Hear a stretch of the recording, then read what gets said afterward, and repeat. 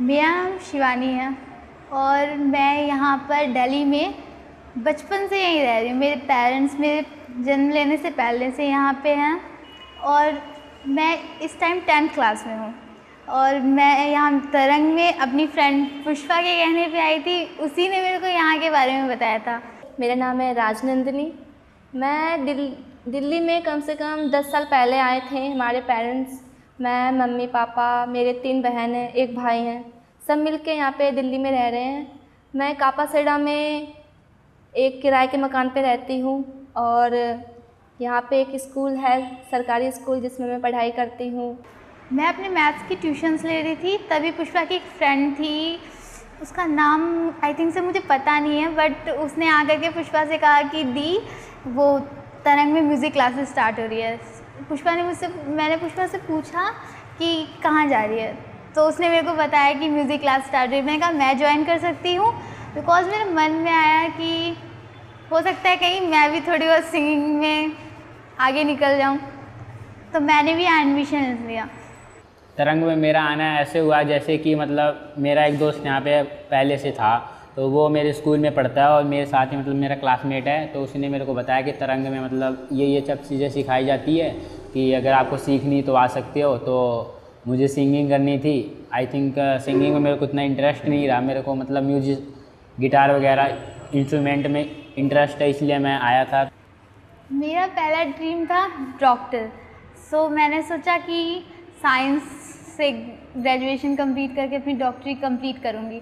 But तरंग में आई हूँ तो सोचा कम से कम बोरिंग लाइफ में पेशेंट्स के बीच कुछ ऑपरेशन इन सब के बाद अगर टाइम मेरे पास हो तो सिंगिंग करके अपना मूड चेंज ही कर सकती हूँ। सो इसलिए अभी मेरे लिए सब कुछ नया है, इतना कुछ तो नहीं कर सकती, लेकिन मेरी लाइफ में थोड़े चेंजेस आए हैं। बड़ा होकर मैं इंजीनियर बनना चाहता हूँ और अपने फैमिली को खुश रखना चाहता हूँ, ताकि इनके जो पीछे वाली जो ज़िंदगी थी उसको भुला के नई ज़िंदगी का शुरुआत करूँगा और अपने फैमिली को खुश रखूँगा। आई थिंक मैं कापासेड़ा में रहना नहीं चाहता, अभी मैं एजुकेशन कर रहा हूँ, इसलिए मैं कापासेड़ा में टिका पड़ा हूँ। और इसके बाद एजुकेशन जैसे ख़त्म हो जाएगा, मैं उसके बाद बाहर जाऊँगा अदर स्टेट में, और वहाँ पे अपना मतलब जो भी है करियर का शुरुआत करूँगा, और जो भी है सेटल होना वहीं अलग जाऊँगा। कापासेड़ा में नहीं होना चाहता सेटल। 10 साल पहले जब हम कापासेड़ा में आए थे, यहाँ की स्थिति बहुत ख़राब थी। चारों तरफ गंदगी, कच्ची गलियाँ थी और छोटी छोटी बिल्डिंगें थी, लेकिन ज़्यादातर वैसे मकान थे जो कड़कड़ के होते हैं, अल्वेस्टर के रूम्स थे। और हम जब आए तो पहली बार हम उसी में रहना शुरू किए, क्योंकि इनका जो बिल्डिंग्स थी उनके रेंट्स बहुत थे तब भी, और अब भी दिन पे दिन बढ़ते जा रहे हैं यहाँ के रेंट्स। ज़्यादातर लोग तो यहाँ के प्रवासी हैं, वे अपने बच्चों को छोड़ के कंपनी में काम करने जाते हैं, उनकी ये मजबूरी है, लेकिन कोई भी नहीं चाहता कि अपने छोटे छोटे बच्चों को घर पे छोड़ के काम करने जाए। कापासेड़ा में स्टार्टिंग से रही हूँ, तो यहाँ से कुछ यादें तो जुड़ी हैं, लेकिन ये इतना सेफ़ एरिया नहीं है, बिकॉज़ यहाँ पे बहुत सारी चीज़ों के बारे में न्यूज़पेपर में आए दिन आते रहते हैं।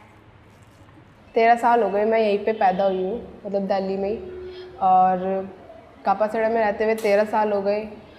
और यहाँ के लोग मुझे, मतलब यहाँ के जो गांव के लोग, लोकल लोग जो होते हैं, वो मुझे थोड़े से मतलब सही नहीं लगते। और वो सही इसलिए नहीं लगते क्योंकि किसी भी लड़की पे कमेंट्स मारते हैं। उसकी तरफ इशारा करना चाहूँगी कि लड़के लड़कियाँ जो छेड़खानी होती है उन लड़कियों के साथ, वो हमारे कापासेड़ा में ज़्यादा होती है।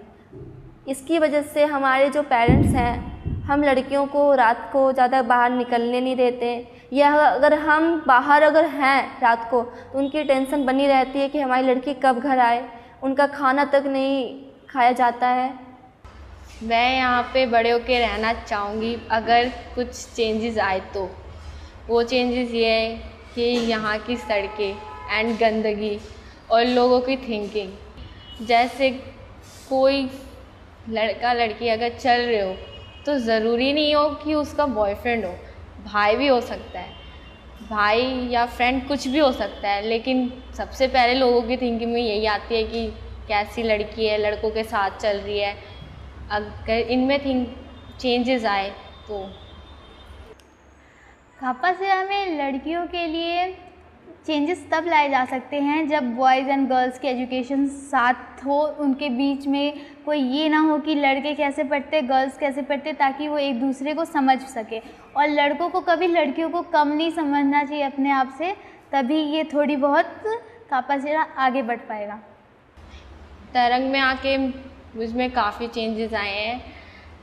जस्ट लाइक कि मैं पहले किसी से भी बात करने में बहुत डरती थी एंड गाना फ्रेंडों के सामने गा देती थी, वैसे फैमिली के सामने या फिर कोई और हो तो मैं नहीं गा पाती थी।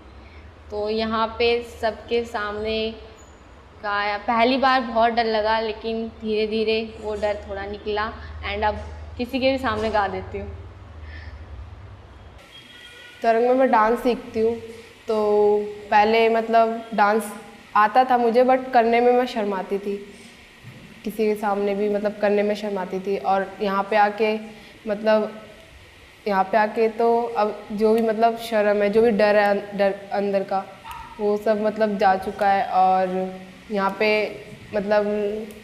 पे लड़का और लड़की जब भी मतलब किसी मतलब डांस हो, चाहे कोई सी भी क्लासेस हो, उसमें मतलब फ्रैंक फील करते हैं। अंकुर भैया की एक बात मुझे बहुत अच्छी लगी कि वो कोई भी गलती होती है तो उसको मतलब डांटते ओटते नहीं और आराम से प्यार से समझाते हैं। और वो उनका ये कहना है कि बार बार गलती करो, गलती से ही लोग सीखते हैं, और एक बार नहीं 1000 बार गलती करो, गलती करने पे हमसे पूछो। जो हमारा तरंग कला केंद्र है, इसमें जो भी हमें सिखाया जाता है, फोटोग्राफी, रेडियो, थिएटर, इन सब के माध्यम से हम लोगों को सोचने पर मजबूर कर सकते हैं, उनका विचार बदलने में हम सहायता कर सकते हैं। जैसे कि हम थिएटर द्वारा हम अपनी एक्टिंग से उन्हें दिखा सकते हैं कि असलियत क्या है, कि जो लोग नहीं जानते हैं कि हमारा ऐसा माहौल भी होता है, हम एक एक्टिंग के द्वारा भी उन्हें दिखा सकते हैं। दूसरी बात, जो लोग रेडियो सुनते हैं, हम अपने रेडियो के माध्यम से भी उन्हें अपने विचार को बता सकते हैं। इस तरह से हम जो हमें तरंग कला केंद्र में सिखाए जाते हैं, फोटोग्राफी, रेडियो, इन सब के माध्यम से हम बहुत ही अच्छे सॉल्यूशन निकाल सकते हैं, लोगों को दिखा सकते हैं कि असलियत क्या है, सच्चाई क्या है। तो ये सब बहुत ज़रूरी है। अगर कापासेरा का मतलब जैसे हालत सही होती है, यहाँ पे मतलब गंदगी भी बहुत है और लोकल लोग जैसे बहुत ऐसे बातें करते हैं। अगर वो भी मतलब अगर सुधार आता है कापासेरा में, तो यहीं रहना चाहूँगी। मैं बड़े होके टीचर बनना चाहती हूँ, वो भी मैथ सब्जेक्ट की।